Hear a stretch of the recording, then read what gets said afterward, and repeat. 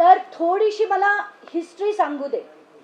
एक DBT म्हणजे direct beneficiary transfer ही scheme सरकारने काढली होती. आता या DBT स्कीम मध्ये जे पैसे सरकार देतं त्या योजनांचा दुष्परिणाम होतोय आणि त्या योजना लोकांपर्यंत पोहोचत नाहीये, लाभार्थींपर्यंत पोहोचत नाहीये. त्याच्यात खूप मोठ्या प्रमाणावर भ्रष्टाचार होतो. म्हणून 2016 साली सरकारचे डायरेक्शन झाले. आता सरकारचे डायरेक्शन झाल्यानंतर महाराष्ट्र शासनाने त्याच्यावर एक GR देखील काढला. त्या GR ची तारीख, आता मी जे बोलतेय प्रत्येक गोष्ट डॉक्युमेंट्स सकट बोलतेय. ते सगळे डॉक्युमेंट्स मी गुगल ड्राईव्हवर अपलोड केले. प्रत्येक चॅनलला आम्ही ते गुगल ड्राईव्ह सकट डॉक्युमेंट्स, माझा डिटेल्ड जे मी म्हटलंय त्याच्यातला प्रत्येक ऍस्पेक्ट मी त्याच्यात टाकलेला आहे. तो प्रत्येक माध्यमांनी बघून मग त्याच्यावर नंतर त्यांची स्टोरी करावी. पण आता याचा जो आपण DBT म्हणतोय त्याचा पहिला GR हा 19 एप्रिल 2017 साली निघाला आणि त्याच्यात असं म्हटलं गेलंय की जे पैसे द्यायचे ते DBT अंतर्गतच देण्यात यावे.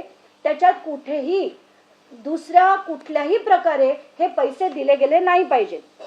आता त्याच्यात असं झालं होतं की महाबीज आहे, MAIDC आहे, KVK आहे, अशा अनेक गोष्टी ते DBT थ्रू देत नाहीत. कारण हे सरकार स्वतः बनवतंय.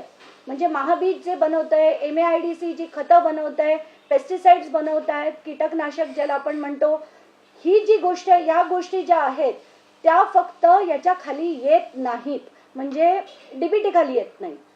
त्याच्यानंतरचा तो जो GR आहे तो 12 सप्टेंबरचा होता. त्यानंतर 12 एप्रिल 2018 रोजी, आणि हा GR अतिशय महत्वाचा आहे. या GR मध्ये असं म्हटलं गेलं होतं की मुख्यमंत्र्यांना ही जी 62 लिस्ट आहे, 62 आयटमची लिस्ट आहे जे DBT खाली येणार आहेत, ते 62 याच्यात आयटम मध्ये ऍड करण्याचा, म्हणजे त्याच्यात ऍड करण्याची जी आपण ज्याला म्हणतो मान्यता या GR थ्रू मुख्यमंत्र्यांना देण्यात आली. म्हणजे मुख्यमंत्री त्यात वगळू शकत नाहीत, पण त्यांना अधिक जर 62च्या ऐवजी 63 करायचे असतील तो अधिकार मुख्यमंत्र्यांना आहे. असा हा GR आहे आणि हा अत्यंत महत्वाचा GR आहे. ते पुढे मी सांगेन का ते.